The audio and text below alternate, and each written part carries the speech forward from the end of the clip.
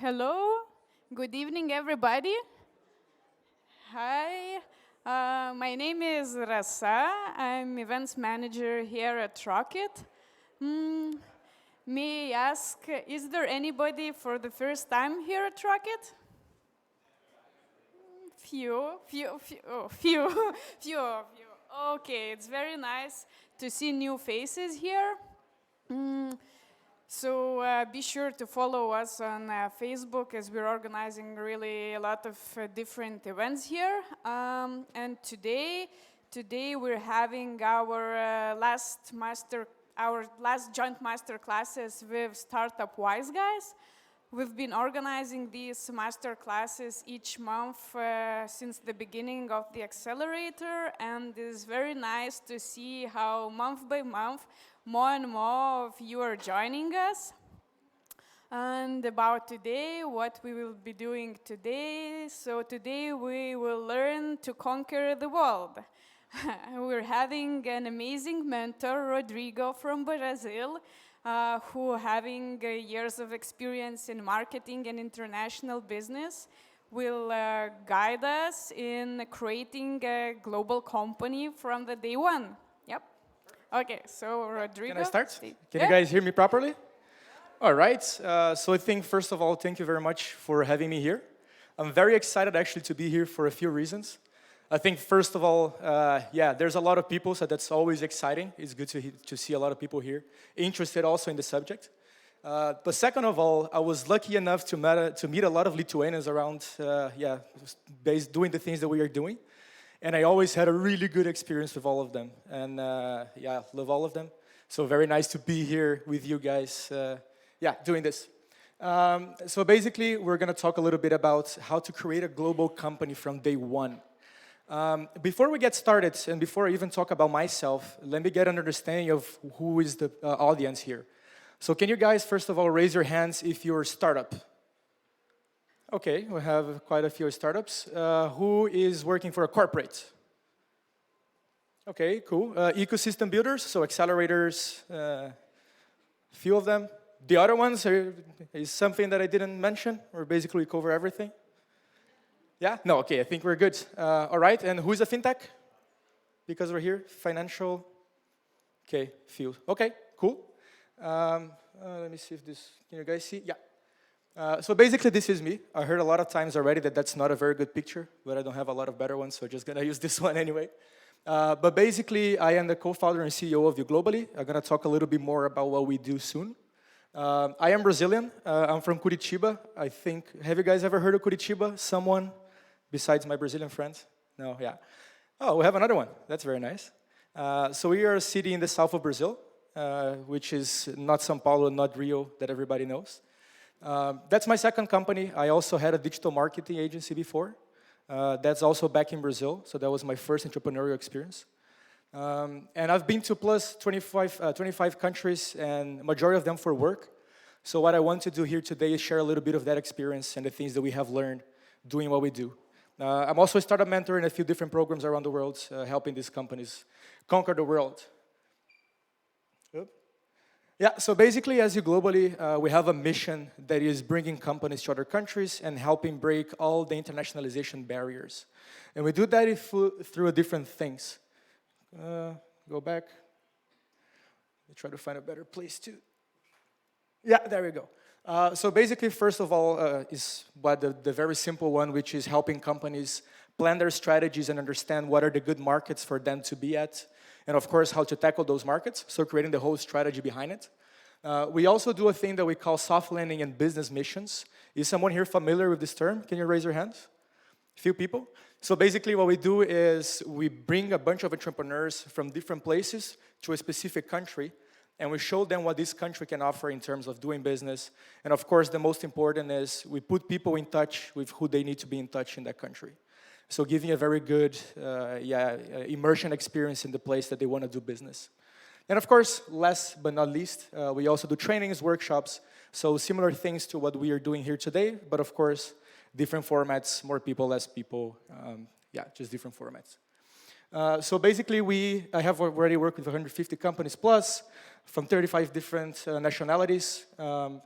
We are an official course, so the things that we're going to discuss here, we are an official course of the Brazilian government, an institution called Sebrae. So that's basically, let's say, official methodology that they use to help their companies also expand. I also am a guest lecturer in the Dutch college, the Hague University. Not sure if you guys know. But enough about myself. Let's talk about what is interesting. But before, I just want to put some ground rules. So I know we're a lot of people, so kind of making a discussion is a little bit hard. But I want you guys to interact as much as possible. So I'll be talking the whole time. Raise your hands if you understand something, or clap, or if whatever. If you feel something is exciting, just scream and give me the energy. Because I think if I just talk here for 1 hour and a half, it's quite boring, right, for everyone.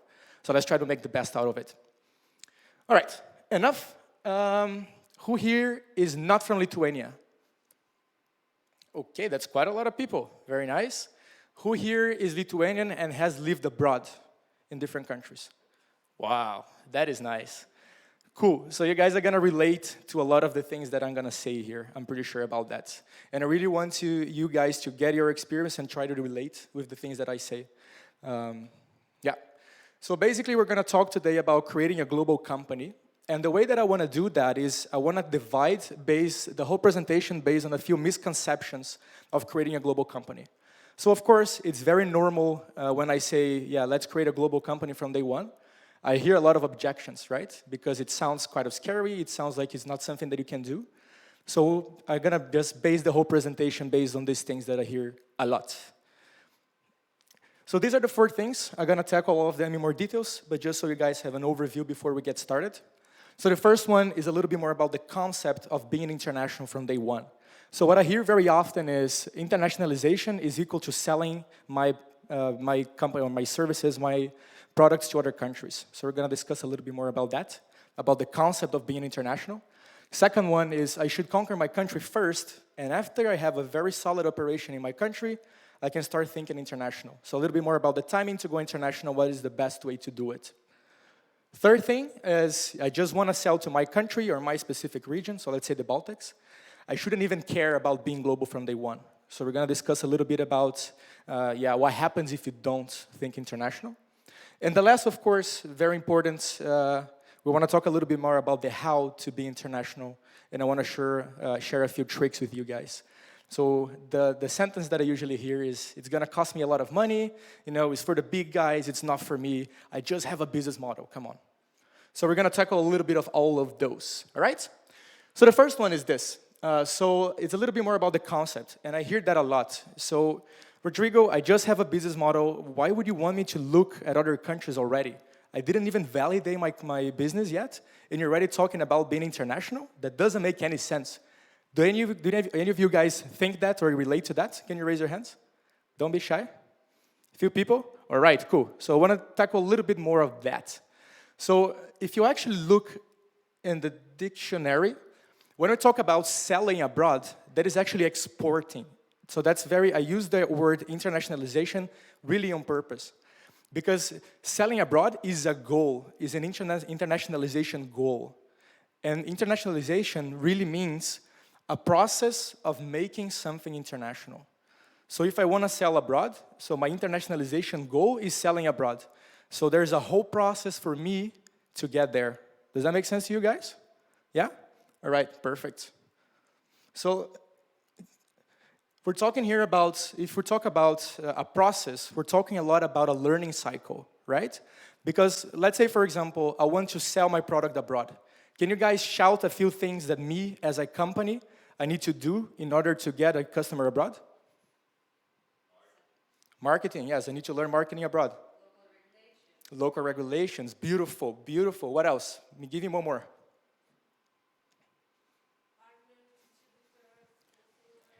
Beautiful, exactly. So basically, if I want to sell abroad, I have a whole bunch of different things that I need to understand before I actually get this customer internationally.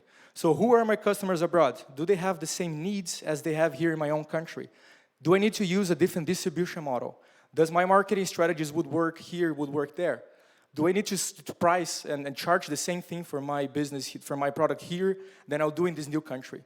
So everything is actually a validation, right? Make sense to you guys? So we're talking here about getting customers, right? So let's say, for example, I want to outsource, so I want to hire people abroad. So I need to look at, okay, where can I find, in each country, can I find good universities, cheap labor, right? That I can actually work with them. So a similar business culture. Make sense? Yeah. So of course, what we're talking here is, developing a global company from the beginning. So I want to focus a little bit more on what is the learning cycle in this sense. So if I want to develop a global company from the beginning, I need to be very aware of these things. So if I want to develop something to compete in the global market and make sure that when I launch this company, I am as ready as possible to start competing abroad, even though I'm not selling yet, I need to be very aware of who are the best players in this market. So of course, you have your local competitors, but if you're not aware of who your competitors are in other countries, that's very different, right? Second thing, how more advanced the markets are. So for example, we're in Lithuania, a very fintech-oriented country, right? Of course, we have a lot of solutions here. There's a lot of interesting things going on. But what is going on in the UK, for example, that have a little bit more advanced market, more players, different niche, different people working in that industry. A lot of things are different. And if you don't understand what is going on there, you're not really preparing your company to compete worldwide. You're preparing your company to compete locally. Does that make sense? You guys following? Yeah? I see a few heads like this, so I'm going to keep going. So, of course, that also comes with finding better growth opportunities. So does it make sense for me to be in the country where I am right now? Or maybe there's another market that is much more interesting to me. So maybe it's more interesting for me to develop my company in another country that gives me much better opportunities to put my product there, grow faster, find better suppliers, better partners, better investors maybe, etc., etc. And of course, with all of that, if you understand already in the scale in the beginning, you can already, let's say, shape your product to be much more innovative and much more competitive in the market. Make sense? So we need to learn all these things in order to become international. Yeah? And what I want to do is, I want to bring an analogy with a little bit of a personal situation that we have. No, come back. So basically, I want to talk a little bit of how creativity works. So that's, of course, a very simplified way of showing how we create something new. But basically, every time we create or we learn something new, our brain creates a new dot. Again, simplified version. But we create new dots of knowledge, right? So let's say, for example, I learned that caralhos means king in Lithuanian, right? Or that ačiū means thank you. So I created this new piece of knowledge, this new dot, that I know this is exactly what it means. Or for example, I go to university and I create new dots based on the courses that I'm taking, and so on, so on. Basically, the way that we create something new is we get these different points, these different dots, and we put them together in a way that nobody else has ever done before. Does that make sense to you guys? Yeah? So if you want to create something new, we need to have a lot of these dots in our minds. Doesn't that make sense? Yeah? And that means that if we keep doing the same things, going to the same places that we always are, looking at the same places, looking at the same landscapes, eating the same food, which, by the way, I liked a lot. That is very tasty. And even speaking the same language, our mind stops, right? Because we don't get new stimulus, we don't get new knowledge, we don't get new things going on. And funny enough, our brain is actually programmed to save energy.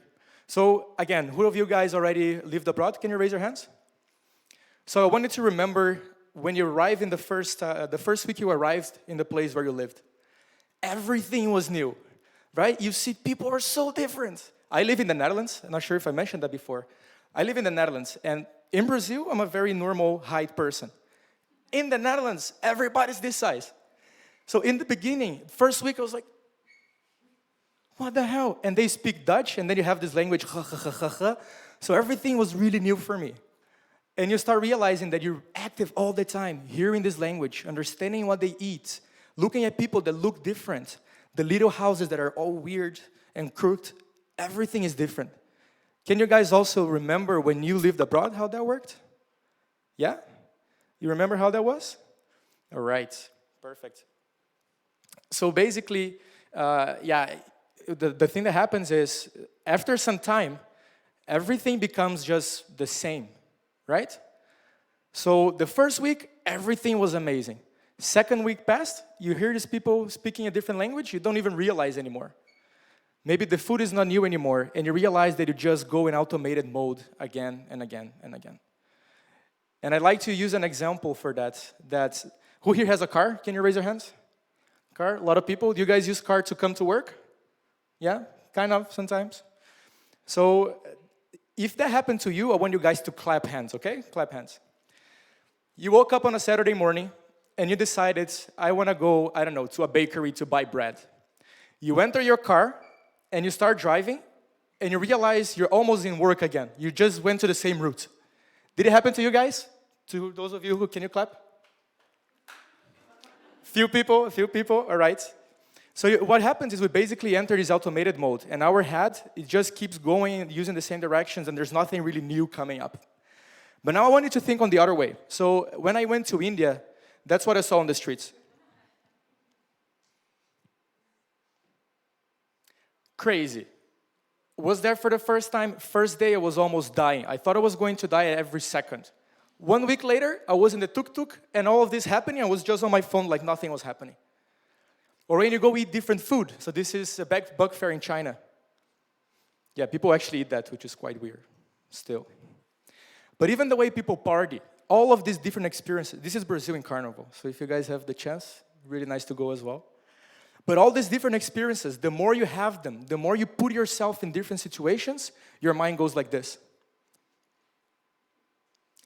So I want you to remember, last time that you actually traveled to a different country, probably you did a lot of different things, but maybe, let's say, one day you were just walking around, went to a different museum.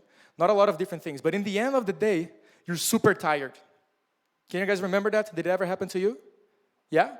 The reason for that is because our brain is using its full potential. We're getting different information. Everything is new. So we keep that at a full speed, full potential. Make sense? Now, you guys should be probably thinking, okay, that's personal, but what does that have to do with my company? Can you guys already get the idea where I want to get? Yeah? Yeah? Amazing. There's everything to do with your company. We're talking about personal situations, but if you do that with your business, it's just the same. So I want to give you a few examples just to prove that. So these guys, they're a Brazilian company, and they work with e-commerces. So what they do is they basically transform e-commerces into social media.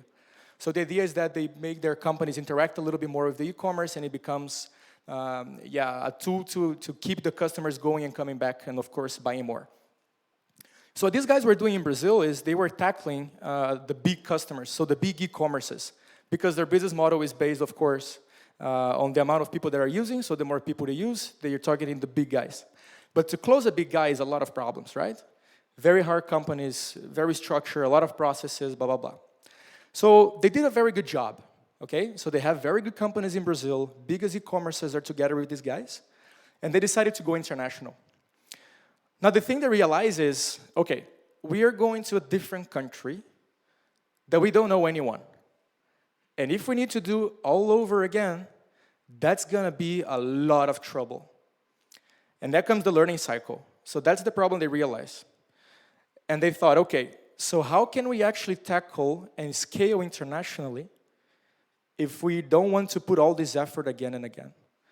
So basically what they did is, instead of targeting the final customer, so the big guys, what they did is they found a company in the middle that can give them access to a lot of companies. So they basically start working with development agencies, digital marketing agencies that were working to boost the conversion rates on the e-commerces from their customers, came to them and said, guys, look, we have this tool, it is really nice, increase your your conversion in X%. And those guys, the middle men, so these distributors in this sense, start selling their product to other countries or to other companies in behalf of them. And by that, they cut their customer acquisition costs in like 1/4 or almost half.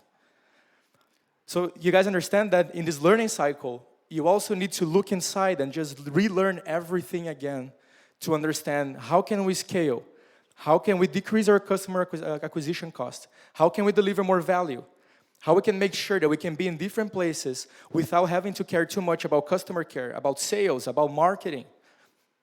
Make sense? Yeah? All right. So this is another guy. That was actually my first customer. So a little bit more of an intense example. But these guys, they were doing, they had an agency in Brazil, and they were automating the process to find influencers. That was what they were doing before. They were doing very good, decided to go to Portugal because they wanted to test European markets. Now, what they understood is that the influencer market is very different from country to country. And if they wanted to do that, it would be really challenging. They basically had to restart operations over and over and over again. But what they understood is by putting their hands in the products in the hands of people in Europe, that the platform that they had developed to do that was actually much more interesting than the whole other concept. Because they didn't have to find influencers, they didn't have to do anything, but the platform will automate the process of marketing management of these companies. And then they changed the business model. This is what they're doing now. So basically creating teams and managing teams for marketing.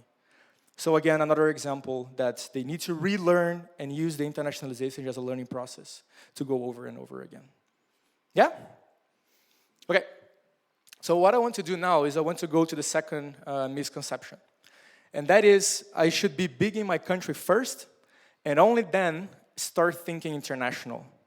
Each one of you guys think that? Can you raise your hands if you agree with this? Yeah, we have a few people? Okay, perfect. So I think we actually cover a little bit of what we just mentioned. Okay, this is, have you guys ever seen this?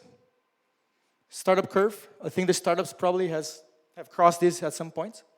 But this is basically everything we go through when we create a company, right? Or a startup specifically. So we start very excited. We're like, okay, I have this product, we're gonna kick ass, I'm gonna be rich, and everything's gonna be perfect. But then you start talking to customers, and you realize that's not really the case, right? So there's some problem here and there. They don't wanna give you money. You need to change your model. Your product sucks in the beginning, and it goes on and on and on. So that's what we call the dev valley, right? So this is this bad part here. And what we usually see is you find your product market fit, everything works, and you start scaling. And that's when companies usually think of going abroad or thinking international even. So I hear that especially in Brazil, we have this big problem that we have a huge home market. And people say, I don't even want to look outside before I'm mature enough in Brazil because we have a big market. I think that's very common also over there. So that's usually how it works. That's what you usually see in very common growth patterns, let's say. But there's another thing, and that's exactly what we're going to talk to you guys about, is that if you want to develop a company to compete in the global market, you need to start thinking international and going international right here. So that is basically when you start your product. And I'm going to give you an example of who did that, and you understand that better. So this is a Brazilian company. Sorry for the Brazilian examples, but I have more of them. I think you guys understand. But these guys, what they do is they basically have a one-stop solution for pet owners. So everything you need to buy for your pet, you can find this guy's platform. Food for pets, people to walk your dog. If you're traveling, they have people there to take care of your dog, etc., etc. Now, what these guys understood is, in Brazil, of course, we have a big market for that. It's one of the big pet markets in the world, and they really want to focus on the Brazilian market. But they also realize that we don't have a lot of very good pet treatments in Brazil. So what they thought is, okay, instead of doing these things here, let's see what is the country that have the best pet treatment in the world. Let's do everything according to their standards, and we can use that to generate value to our pet owner, to our customers, so the pet owners. Because basically here the idea is, it's very important for the pet owner that the person that they are delivering their pet take good care of them, right? And me as a company, if I can sell that we train everyone and we only put people according to the best quality standards in the world in our platform, that becomes much more interesting. So what these guys did is they went to the Netherlands, they started a company there because they have the best pet treatment in the world in the Netherlands. And everything they did, so the products they put in the platform, the people they train, the people that take their dogs to walk and everything, everybody goes through a very selection or very, I forgot the word, very criteria, Jesus, what is the word when you say that it's very rigorous? Rigorous, is that a word? Vigorous, yeah, okay, thanks. Very rigorous criteria, so they evaluate that very carefully, and they only put these people in the platform if they go through this criteria based on the standards of the Netherlands, which is the best pet treatment in the world. And just by doing that, they managed to grow much faster in Brazil. So basically, of course, this is also what we did. Even almost forgot about that. So basically what happened with us is, in Brazil, as I just mentioned, we have a huge market, right? So companies only start thinking international after they are big. And because we work with startups and scale-ups, that wasn't a very good market for us.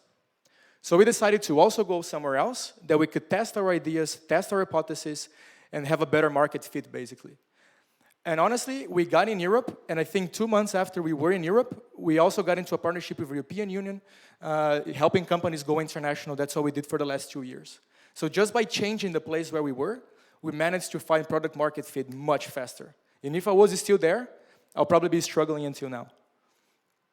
So basically, this is what we saw, right?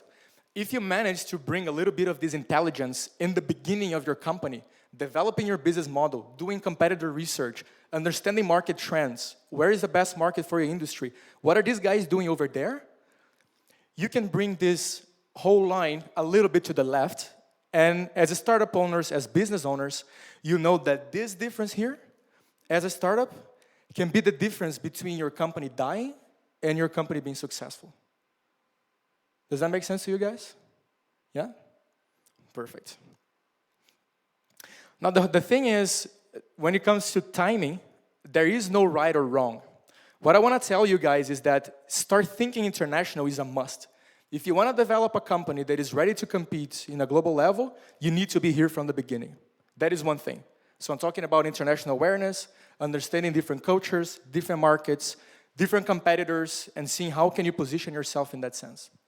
But, of course, if we're talking about acquiring customers, or opening different entities in different countries to better tax benefits, or all these kind of things, there's always different, right? So for example, I'm gonna ask you guys one thing, and then you tell me if you think that would be good in the beginning of the company, a little bit later after some validation. So let's say that I want to hire people abroad to decrease my costs. What do you guys think? Sorry? Right away?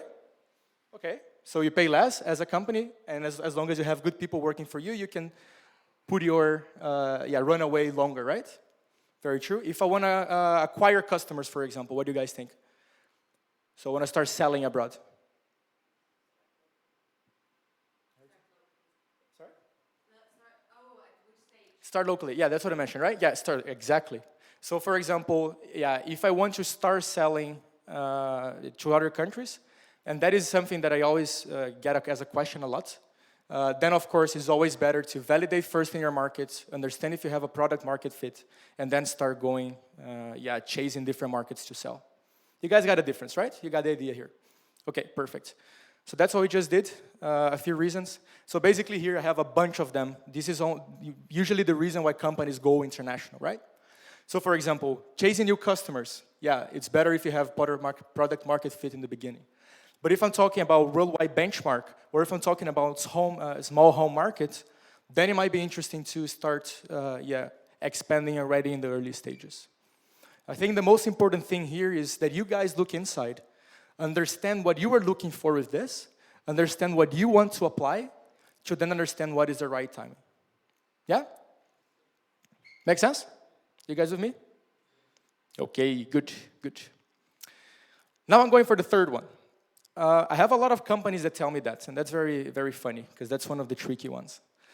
So a lot of companies focus only in their market, and there's nothing wrong with that, right? I mean, sometimes you have a marketing in your region that is interesting enough for you to be profitable, to be rich, to be reaching your personal goals or whatever that is.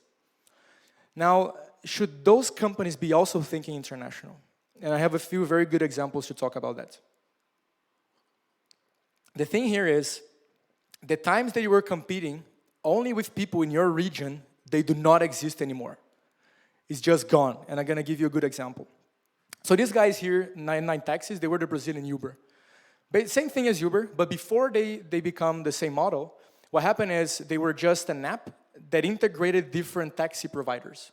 So you could basically search for taxi, and the different companies would be there, and you can reach and get these guys, right? And that was before Uber, so that was in 2012. They were the only players in the market, the first app, apart from a few companies that had their own app. What happened was, they didn't really understand what was happening with Uber, and at the time that these guys came to market in 2015, they basically took them out of the market. So 2017, that is the thing that happened. 99 Taxis, Brazilian company, was there before, very good, well-established, only had 1% of market share, than Uber that had 11%. market penetration. And then, market share, they had now 54 versus 12%, and they're a local company. And the only single reason why these guys are still in the market is because a Chinese company bought them, because otherwise they would be out of the market. And of course, if you don't want a Chinese company to buy you, I think you should start understanding that. So it's very important, even if you're selling to your own country, you only want to focus in Lithuania, you only want to focus on the Baltics, you need to be prepared to compete with these guys. Because if other companies come, they serve the same market as you, and you are not prepared, big chances are that you're out of market. If they're coming, they probably have a lot of investment, a lot of people backing them up, very aggressive strategies. So if you're not prepared, and you don't understand what is going on, the situation is not going to be in your favor. So thinking about it, thinking international is not an option. It's a matter of survival. So if you're not doing it, please start doing it. And the last thing I want to do is discuss a little bit about how to do it. So I want to give you guys a few tips on how you can start looking international, having some international experiences with your companies. And in the end, I also want to share a few hacks of how to do it. So what we say here is, it's going to cost me a lot of money. Can you guys raise your hands if you think it's going to cost you a lot of money? Yeah, a few people? All right, that's very nice. I like that. So the first thing I want to say is, we discuss in that journey, right? So in the thing that I showed, if you only want to do research and prepare your company, prepare your business model, and prepare yourself to compete, just doing this research, that doesn't cost you anything apart from the time you're going to spend, right? And there's a few really good tools that you can do that. So for example, you guys know SimilarWeb? Yeah, you heard about it? So they have a very cool tool that you can start searching within your niche. Who are the competitors that you have there? And you can also use keywords, you can use a lot of different stuff to find who these companies are. Same thing goes for SEMrush. So they basically do very similar things. And then you can understand, okay, who are the competitors, which kind of strategies they are using, what is their business model. And what I think is also very interesting to keep in mind is, if you're looking to a company or an industry that is 5 years ahead of you, so let's say a competitor of yours is in the UK, and these guys are already in the market for 5 years. Do you guys also understand that they already made 5 years of mistakes that you are probably going to do? You're going through the same mistakes that another company has already went through. Does that make sense? So very important to have that in mind. Understanding, okay, what is their model? Why are they using this model? Who are their customers? Who are their partners? What is the distribution model? How are they attracting people to their websites? So very important. And the only thing you're going to invest here is your time.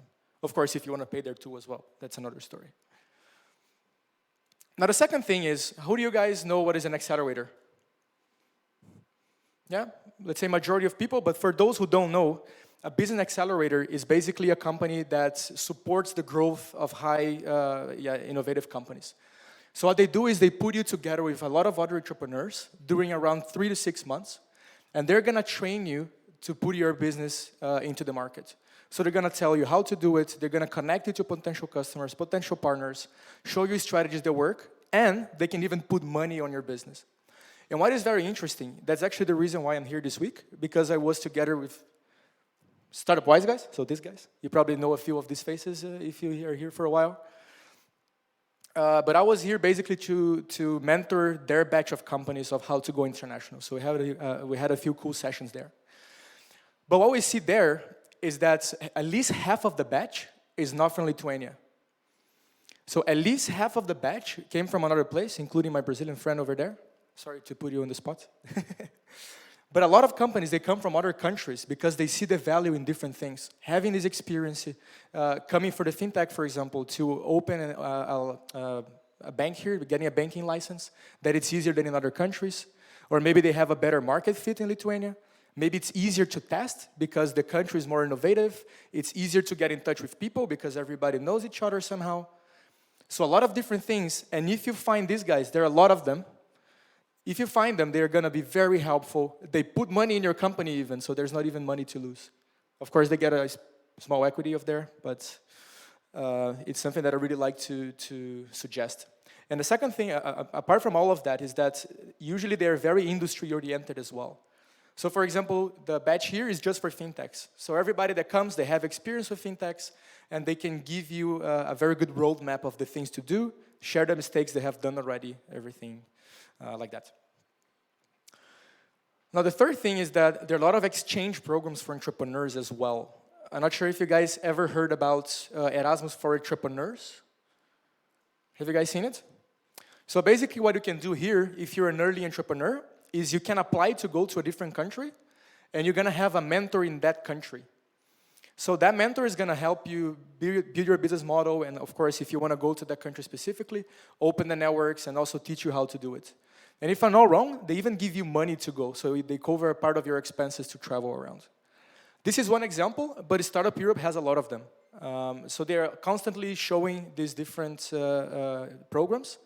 And if I'm not wrong, now in 2020, they're gonna open a new batch of those that were funded last year. So they're gonna be always different things.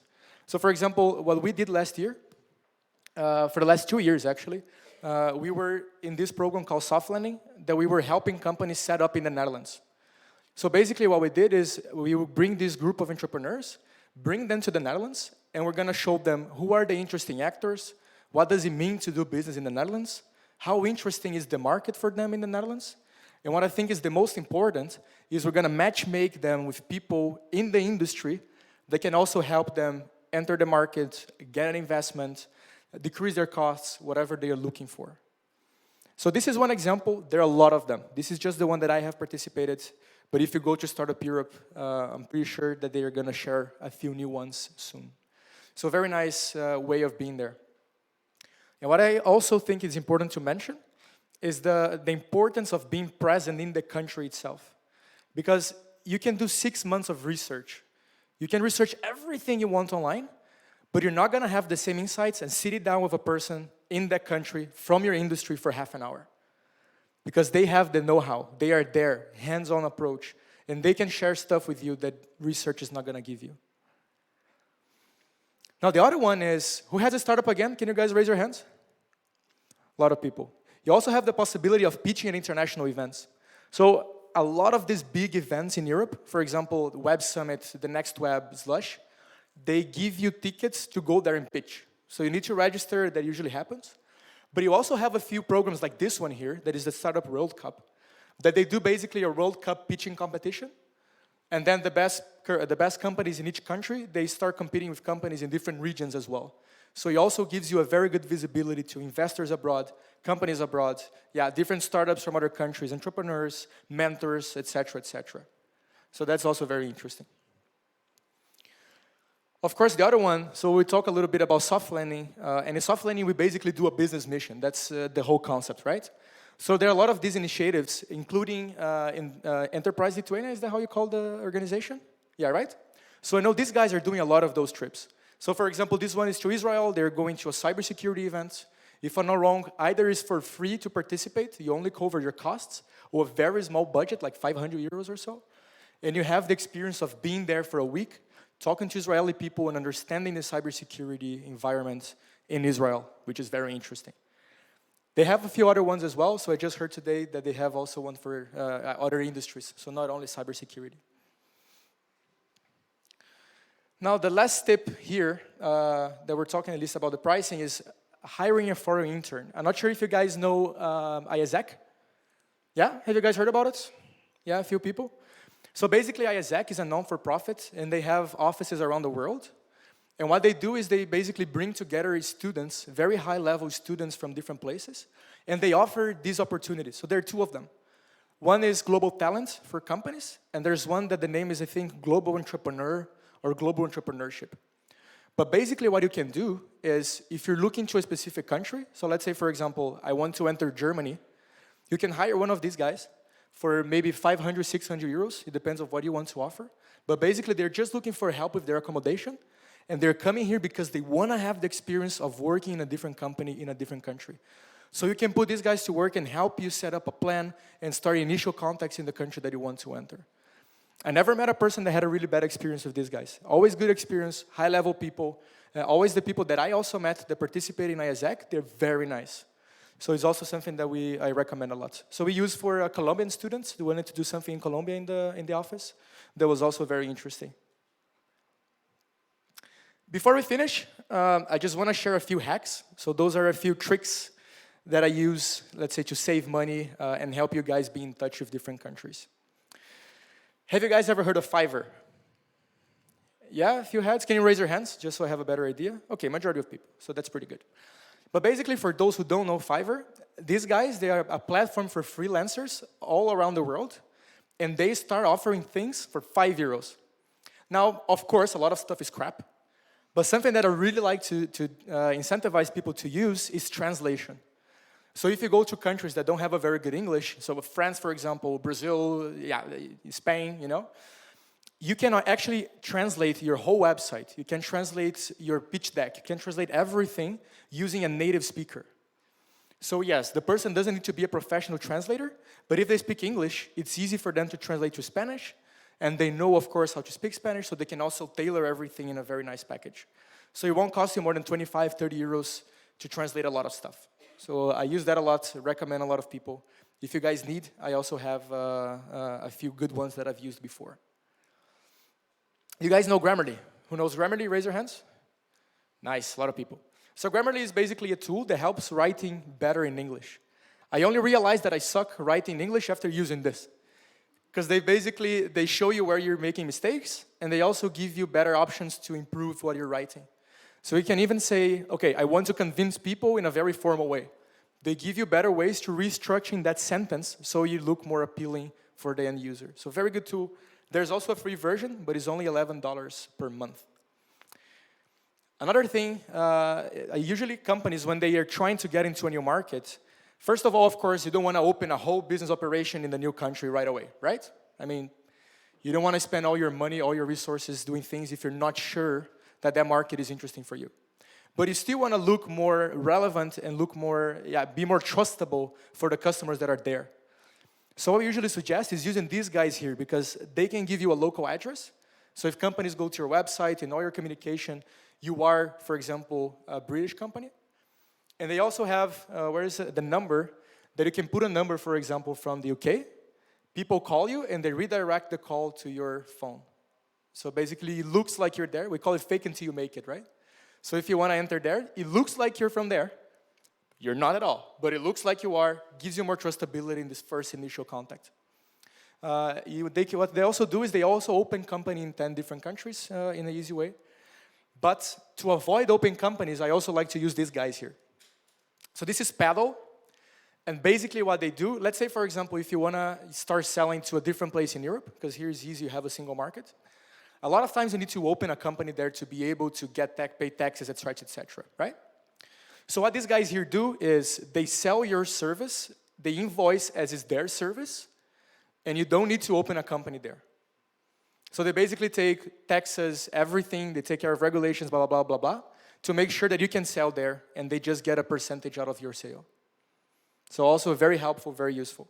Of course, it's a little bit expensive, but if you just want to try the market, that is a very good tool. Now, let's say, for example, that you got one of those phone numbers and you don't want people to understand that you're not there. You can also hire Ruby. So I think this is Ruby, that's what I think, at least for the name. And what they do is they have live receptionists. So basically you can call, they pick up the phone, and they can even do sales for you if people are calling to get more information. A little bit more expensive, but also very nice to fake that you're from some other country. Another one, that's very tricky. Have you guys heard about Upwork? Yeah, raise your hands. Again, another freelance website. There's a lot of crap, but there's one thing that I like to use these guys for, and that's for lead generation. So basically, you can hire people, for example, from the Philippines or from Bangladesh or from other countries. Explain them who is your customer, and what they do is they bring you emails and just generate leads for you. They're not going to reach out to these people, but basically they tell you, okay, here's a list of 50 people that you can talk to in Spain to start validating whatever that you're looking for. So they can also, because they have LinkedIn Sales Navigator, then you can also find the direct contact of the person. So that's very interesting. You can also, of course, outreach some stuff or automate some stuff. So for example, if you generate this list, that's something that I like to use. I like HubSpot because I automate stuff from my email. So it's not a third thing. I send from my personal email. I can customize different emails, but I automate everything. So I get these 50 people, put in here, and then I just create a flow saying, okay, first reach out, they didn't reply in 2 days. I just sent a follow-up saying, hey, did you get to receive my email? And I built a whole template of things, and I keep reaching out to people without just doing anything else apart from Ctrl-C, Ctrl-V from that list. And the last thing that I want to share, or one of the last things that I want to share, have you guys ever heard about sales freelancers? Few people? So basically this platform here called Up in Sales, they have a database of almost 90,000 people, 90,000 sales freelancers, that what they do is basically helping companies sell if you're not there. So let's say, for example, you have a very good market outreach or market prospect in the UK. You can hire someone from the UK, from this, you only pay them a commission, and they go there as you saying, okay, I am from company X, blah, blah, blah, blah, blah, blah, like your sales representative. And they only get a percentage out of that. Now, interesting enough, yeah, there's also, of course, a 570 file or fee to use their service, but they're very good. And of course, if you also want to generate leads, you can also use these guys. Because what you do is, you look for people that are very specific in one industry, in the country that you're looking for. So fintech, for example, I'm not sure if I put this one here, no. But we did for one company that was looking for banks. And in the UK, they found a guy that had 10 years experience selling to banks and other financial institutions. So basically what they did is just get this guy, he already has the network, and they're only paying the fee for the platform plus a commission. What they did actually, they also pay him per lead that actually set up a meeting so they can go together. But basically you don't need to hire a person to do that because then maybe you want to fire them and you have a lot of problems. So also very useful, we use it a lot. And of course, if you're choosing a new country, this is us. So this is the platform that we are developing.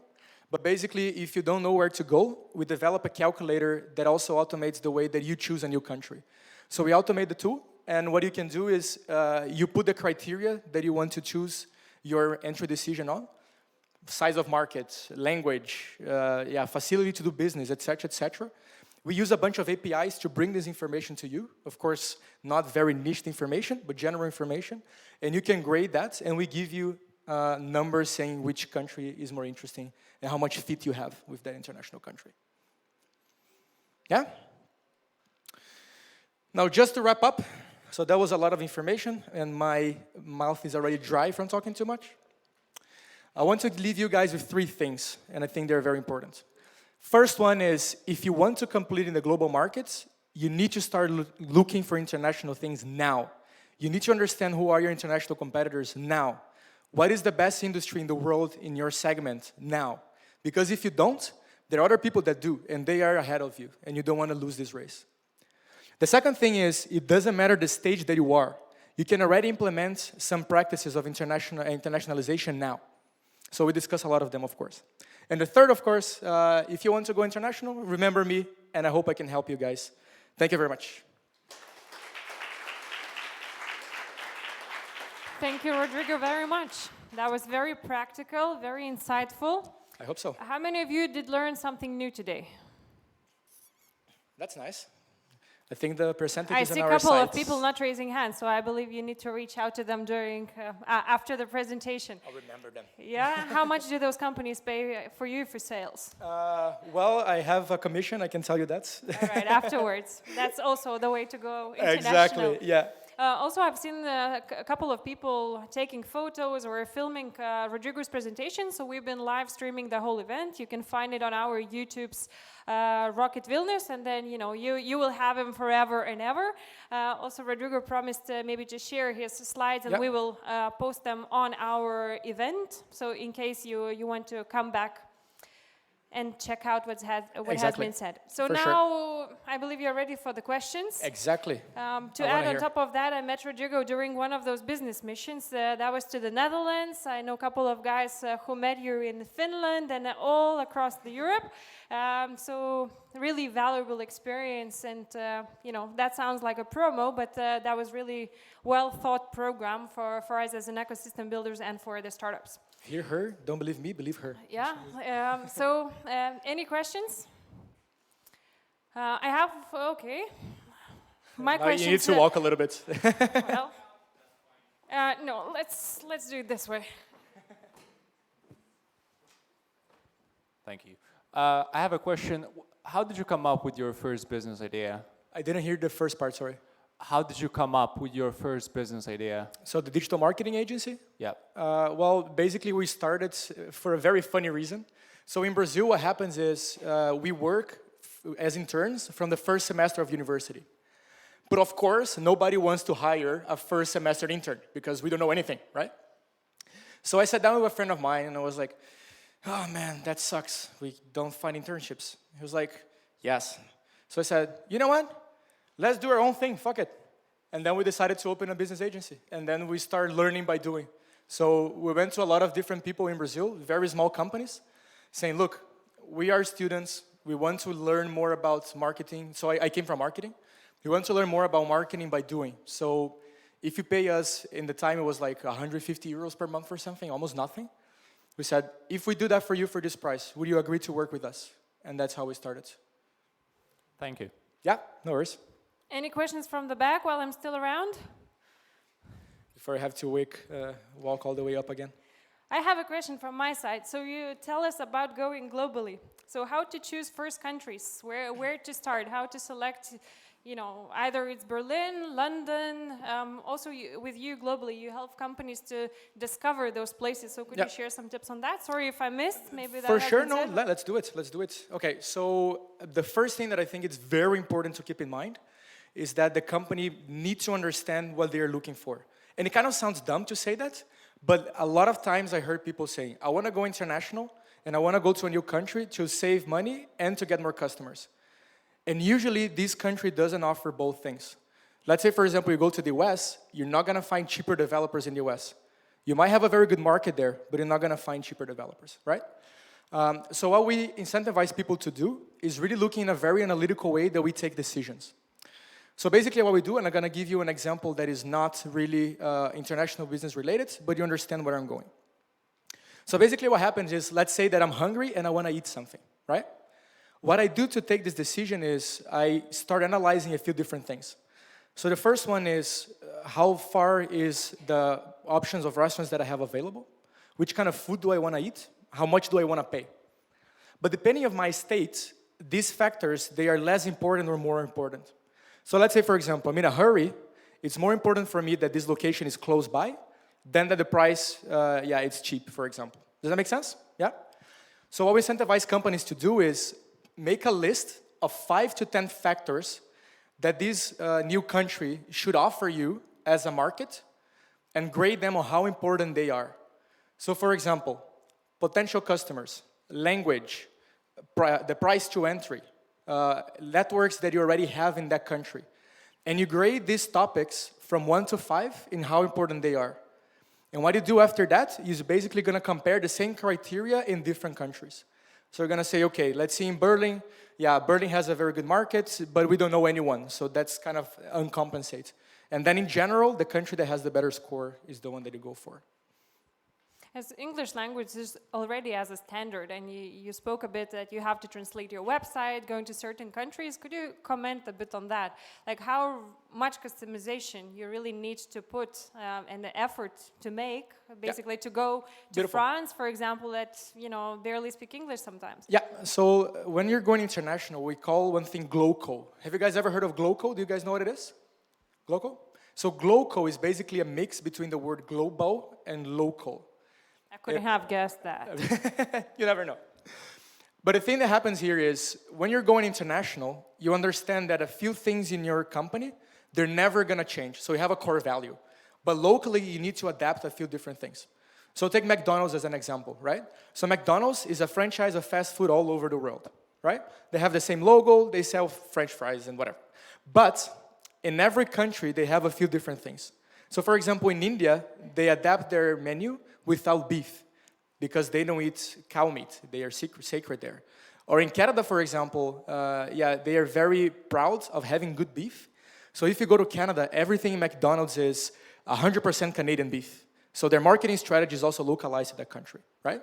So in every country, you're always going to have to do that. There's always a fragment of your company that you understand you don't change. That's usually the core of your business. And a few things they adapt locally. And that really changes from company to company. What I like to say is, in the beginning, you don't want, for example, to put everything in a language, hire a new person, blah, blah, blah, blah, blah. You can try to do the same thing just to validate things, right? So reach out to people in English, try to sell 1 or 2 times your product in English. And if you understand there's a good market, after validating, then you start investing more time or resources into it. And if you're not a strong brand, going country to country, changing your brand name, how important is this? Because sometimes the brand name itself is customized. Does that help to, to power up your brand? So what I like to do when that's the case, and that's very often the case when you're going international, is, for example, if you guys go back in the presentation and you see the e-commerce platform that I mentioned, they didn't have any brand name in other countries. And what I incentivize companies to do is trying to find the easier way to get into their customers with more trustability. And usually that comes together with a local partner. So in their case, for example, they were partnering up with development agencies, marketing agencies. So these guys can sell their product together and then they go to the customer. And after you do that a couple times, so you have a few customers in that country already, you start building your trustability. Then of course you can start doing different things. And does that answer your question? Yeah? Okay, perfect. What about the questions from the audience? Do we have any? Don't be shy, people. I can go on and on. Hello, thank you, Rodrigo, for the presentation. So I'm sure you've seen a lot of companies going international. You already shared wonderful hacks and tricks. Is there any additional hacks, tips, advice you can share on specifically the tests you can do to be really accurate on finding your product market fit in the new countries? And when do you say, yeah, this is definitely it, I'm spending more money and time here, and then you kind of go, no, I'm out of here. So I think that really, and that's also what we discussed yesterday, you really want to do the same things you did when you started, right? So how did you validate you have a startup? Yes. Yeah, so what was the first thing you did to validate? You're still in the process, okay. So in the beginning, we always say that for startups, you need to do things that don't scale, right?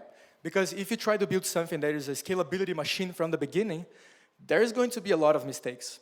So the most important thing in that case is really being close to your customer. That's what I always say. Because you can understand and really frame that in a way that they are also benefiting from your learnings, right? Because, for example, you don't have a perfect product, and that's going to be very obvious if they start using it. That's how we call pilots, right? So if you're piloting with someone, it's very nice to say, look, we are building this. We want to achieve this, this, and this. But it's going to be very nice for us if you can give us your feedback, the mistakes that we're doing, the features that you want to see, because then we can also build things on top of your feedbacks.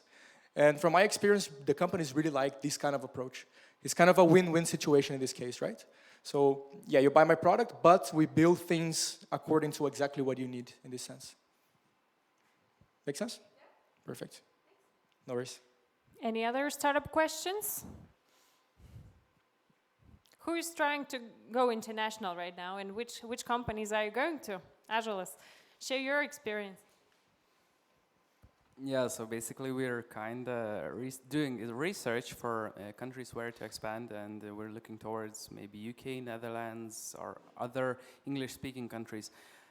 So I don't know, maybe it's a thing to share, but what we are looking now is to make network contacts with various associations, local agencies, just to get leads on those countries. So I don't know.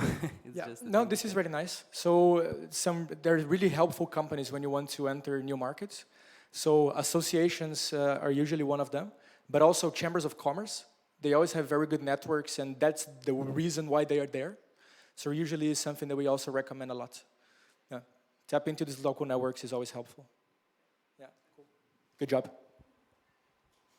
Okay, so I believe, let's thank you again. Round of applause for Rodrigo for thank you, putting guys. his time.